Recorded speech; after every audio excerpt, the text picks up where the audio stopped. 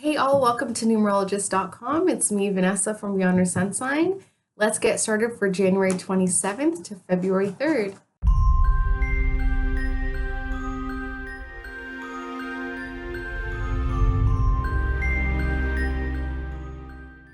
Okay, so as always, you want to shake out the week, fresh start, everything is being left behind us. Now take a deep breath in and out.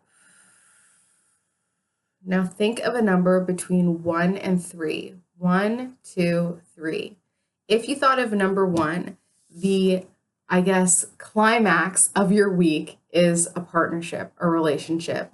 This relationship has been messing with your ego a lot. It's almost like you come to a point in your spirituality where you're like, oh, I've awoken. Like, I'm woke. I can survive this. I have no more triggers. I'm, blessed and growing and I have so much gratitude. And then this relationship comes in and pulls you right back, and your ego is the first thing to snap. Okay, so recognize that this relationship, this week especially, is just a test. It's just really to see if you're ready to start the decade on a completely new foot.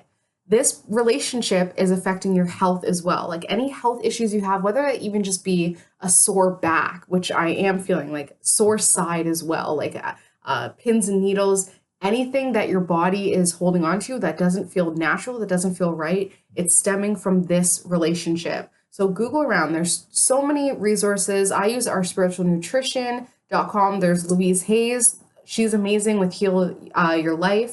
Your physical body is telling you something emotionally going on. So if this relationship is causing health concerns for you, it's time to do what you need to do in order to empower yourself and heal yourself, essentially, by getting to the root cause, letting go of your ego, and just following your divine guidance that says maybe it is time to let this relationship go, or at least try and, get some couples counseling or some sort of adjustment within it in order to improve your health, because it's just kind of going in a way that is not going to be good for anybody, and you got to take care of yourself. Okay.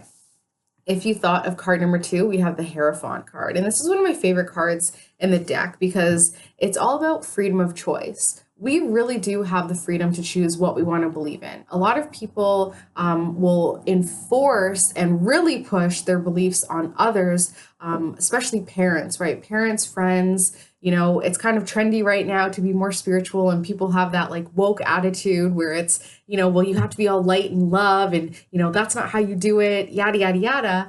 At the end of the day, we all have our own inner guidance. We all have the belief system within us that we need to follow. And what this week is doing is it's showing you the people that have been forcing beliefs on you, whether they don't even mean to. When I worked in an office, I found that a lot of people around me were talking about their husband's cancer. And I'm like, I started to realize, I'm like, they are pushing a belief onto me without even realizing it, completely subconsciously, that husbands get sick. When you get to a certain age, you get cancer. Like, that's just a belief that they had in their mind because of their upbringing, because of their experiences, which is totally valid, but we don't have to ascribe to that understanding. We don't have to ascribe to that belief or that theory. We can decide, no, I live with health, happiness, wealth, like, just embrace it and free yourself from other people's belief systems this week especially. And then next week, you're going to start to see how that completely shifts in your favor. If you chose card number 3, we have the 8 of Swords. So another one of my favorite cards in the deck, because the 8 of Swords reminds us that we're actually powerless to a lot of things.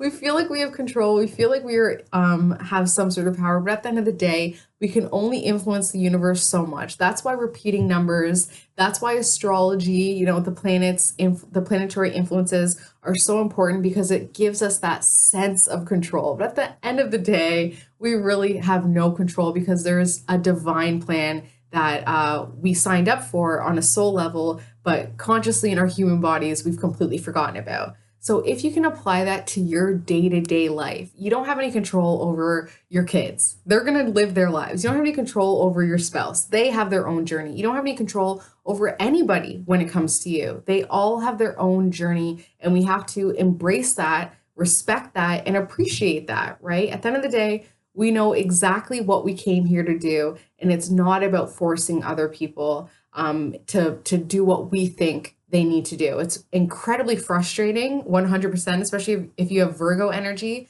You want to make the best out of somebody, but at the end of the day, they have to step up to their own plate and they have to follow their own journey. And sometimes it's just not the way you would have envisioned it, but hey, they get there eventually. So this week, recognize that you are completely powerless, but that's a good thing. Keep telling yourself, I am powerless of others, but I have power within myself. And that's really all we can ask for. As always, if you want a personalized reading, reach out to me. I'm Vannessa at Beyond Your Sun Sign. Love you guys so much, and I will see you next week. Bye.